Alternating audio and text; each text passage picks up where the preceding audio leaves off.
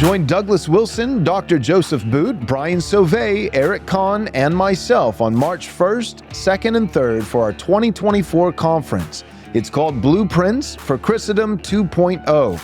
Our early bird pricing ends on Thursday, August 31st. So go and visit rightresponseconference.com to register today. We hope to see you at the conference in March. Theology applied. Such a simple concept, right? There's nothing, no novelty about it whatsoever. But of the recent past, we've done theology in the abstract, but we have not had, like Wilson would say, theology coming out of our fingertips. And I think there's just a desperate hunger for that. And that's why I think some people are leaving their churches. And I would say to those people, first, try to stay. Do what you can to try to stay. And talk to your pastor and let him have that opportunity as your pastor to speak into your ear and listen to those things, take it before the Lord, exercise humility. But at the end of the day, if you feel like you got to leave because your convictions have actually grown that strong, but it's over something that's, it's not a primary theological issue, it's not denial of the Trinity or this or that, then you should leave as much as you can, peaceably. You should leave respectfully. You should leave quietly, not meaning that you don't tell your close friends in the church that you're leaving, but you're not making a ruckus. You're not making a fuss. But here's the deal. You are allowed to leave. And I think that's part of the reason why some guys get upset is because some people are leaving. And I think some pastors think that they have more authority than they actually do. They think that you're allowed to resign your membership at the church, but the elders have to agree with you. No. Because here's the thing about elders. Elders are very reluctant to agree with a member's reasoning for leaving that elder's church, come to find out. Turns out you're allowed to leave a church without it being a primary issue. You're allowed to leave a church and say, I love this church and I love the pastor, and my first inclination was to stay, and I tried to. And I feel like I've made an honest effort. I plan to leave quietly. I plan to leave respectfully. But it's not so much a difference in theology in the realm of theory, what we believe, but how we apply it. I think that these things that both me and my pastor, we both believe, I think that faithfulness Monday through Saturday in believing these things, what that looks like is XYZ. I think it looks this way politically. I think it looks this way culturally. I think it looks at, and this is where I really feel like the Lord's leading me. Now, sometimes you can just do it without your pastor being on board, but I've talked to several Christians where they just started doing it. The thing that they felt convicted about, theology applied, and they started to be disparaged by their pastor. And even publicly, their pastor in his podcast started, without naming them, but very clearly disparaging members of his own church for not because they were being divisive, not because but just because they were passionately they were trying to build something. They were trying to start this ministry, or they were trying to start this business, or they were trying to start a school, or they were trying to do this, or they were trying to do that, and the pastors started disparaging them, like making fun of, Christian nationalism, or making fun of postmillennialism, or making fun of patriarchy. That's a big one. Like your pastor starts, saying, well, the trad wives, take aside for a moment. It's not primary doctrine. It's not primary doctrine, but take aside for a moment which position is correct.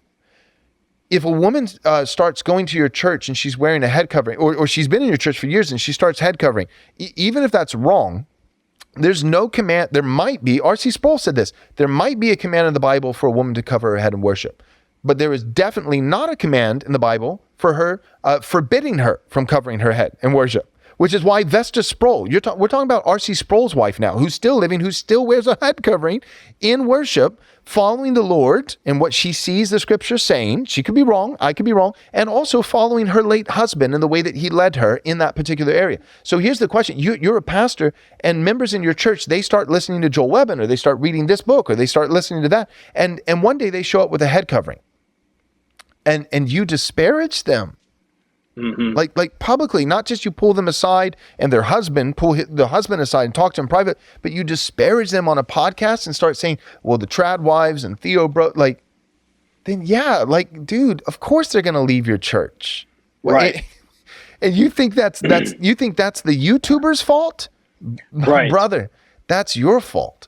Right, right. Yeah. I was given a piece of counsel to people in the pews, but if I were to give a general sort of perspective on how pastors operate along these lines, first of all, it would be that you can't have it both ways, right? You can't have it that the social media world is totally fake and nothing real comes through it, Right. or all your buddies are totally killing it on social media and everyone needs to read their latest TGC blog post, right? The reality is, in a day and age of digital media, people receive information through YouTube, through Twitter, through Facebook, through other platforms that speaks to them, not just because they got it off the internet, but because it speaks to them in their conscience and in their convictions. And then they open the scriptures and then they go explore it. And then they look for other faithful men who have taught these things before. And then over time, that could grow into a real conviction of theirs. And sure, maybe it began by listening to somebody on YouTube, but that in no way, that's not an argument against the validity of that position, nor is that a justification Right. for a pastor or somebody in authority to treat that person in a dismissive way. And another thing too is that, again, as I contend that so many of the divisions in evangelicalism and even conservative evangelicalism are dispositionally oriented, not so much the doctrine you hold to, but the disposition through which you adjudicate it and you engage the world. We're not, we are, I think, trying to push pastors and Christian leaders to broaden the Overton window of what is acceptable, and then to give everybody the chance to exercise, freedom of conscience under the Lord. And that's what it's like. If you're a pastor and all of a sudden you've got 5 guys in your church who are big on Christian nationalism, you should just thank God for that, I think, essentially, as long as they're not being divisive or stirring up controversy. And again, holding different opinions and even believing in them is not necessarily divisive, right? That, you need to have space Right. for the people to wear head coverings, space for men to believe in Christian nationalism, space for people to believe in patriarchy, etc. But then if you start using your position of authority to attack that or disparage that, well, then, yeah, those people aren't going to feel like they're welcome there. Even if your teaching is incredible and your confession of faith is spot on, you don't want to sit and be belittled every week because of a secondary position you hold. Right. So I think that a lot of pastors out there need to wrap their mind around the fact that they are certainly not the only voice that gets to their flock anymore, and how they deal with that is going to matter greatly. That's so well said. And that goes back to all full circle, but it goes back to making, carving out space for anybody and everybody to our left. But very little of that same charitable spirit towards the right. And now we're just applying it to the pastor. Surely, if anyone, should be surely the pastor should be able to, if the pastor can have, people in his church, let's say it's a Calvinist pastor, if he can have people in his church who aren't Calvinist, but are Arminians, and he's willing to work with them and tolerate them and make a place for, then surely he can have someone in his church, if he's got an egalitarian in his church, surely he can have somebody who would hold to biblical patriarchy. Surely, right. and so I think that's what's going on right now. Is I think that the Lord in His providence is just dusting off some. It's not even that we're going forward. I think we are, in the big scheme of things, pushing forward. But a lot of it is just going back. We're just going back to, the head covering thing. It's silly. When you go back and you just, it's, everybody was wearing, every woman was wearing a head covering, the lion's share. I'm talking the lion's share until the 1900s. And you had churches in America in the 1950s and 60s when second wave feminism was really starting to kick off. And some of them, it was orchestrated events on the same Sunday. All the women, they planned it, and they did it in women's Bible studies. The sewing groups is what they would. But it was in that context of a women's only Bible study outside of the Lord's Day, or a women's study, a sewing group or something like that. They hatched the plan that on a particular Sunday they would go to church, and during the sermon they would all take their hat off together at the same time and throw it on the ground to smash the patriarchy. And so I'm just saying, when that's church history, from 1 Corinthians 11 to 1960, head covering. And then somebody in 2023 thinks, well, maybe I'll just try it out. I'll just, right. And you're saying, and your reaction is not just, I think that's wrong, or I don't think that's the best reading, or, just say it. If that's your view, if your view is that every Christian read the Bible wrong until the last 60 years, great. If that's your view. But you need to acknowledge that this is not novel, this is not crazy, and it's certainly not dangerous. And it's one thing to go after, another pastor like me, some YouTube guy, but you start making members of your church and female members, women, on top of it. And as a pastor, I get angry. I would like to meet with that pastor and have some words with that brother. So I think, the pastors are just, it's like, okay, this is the world that we live in now. There was once upon a time, it's like, okay, you're the only Baptist church in town.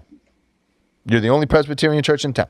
And and there was a time where people wouldn't go 5 miles outside of the place where they were born. They would live and die within a 10-mile radius their entire lives. And that's not the world that we live in anymore. I still think church membership matters. I'm a church membership guy.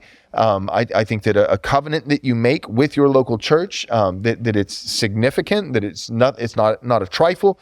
It shouldn't be treated lightheartedly. But at the end of the day, I also think that Christians, their conscience is clear to leave their church, and it doesn't have to be a primary theological issue in order to merit a reason for leaving their church. And pastors, we need to come to terms with the reality that because of the success of the Great Commission, it's a good thing. Because the gospel has been so successful, predominantly in the West, our church members, instead of hearing one sermon from us on the Lord's Day, or 3, Sunday morning, Sunday night, Wednesday night, historically, from us, they now get to hear from a host of people. And you look, and we had that where you'd have the pastor, but then you have the traveling evangelist, right? Maybe it's a Whitfield or something, and he's kind of going up the coast, and preaching. And I'm sure there was this same principle that we're discussing, that there were members in those churches, who, and maybe some of them even voiced it, and maybe that wasn't respectful or the right thing to do, but they were, I wish Whitfield was our pastor, his sermon was so much better, and now it's just that same thing. But now it's, instead of Whitfield, coming on horseback, maybe once or twice a year, it's our people are hearing a ton of sermons. And yes, we do need to guard. We need to guard as shepherds, because some of those things that they're hearing actually are dangerous, because they are heretical. They are bad. But a lot of what they're hearing, if our people are faithful, if they have discernment, if we've discipled them as pastors well, then really what they're getting is they're just getting more Bible. They're just getting more doctrine. They're getting more sermons. And I think we should rejoice.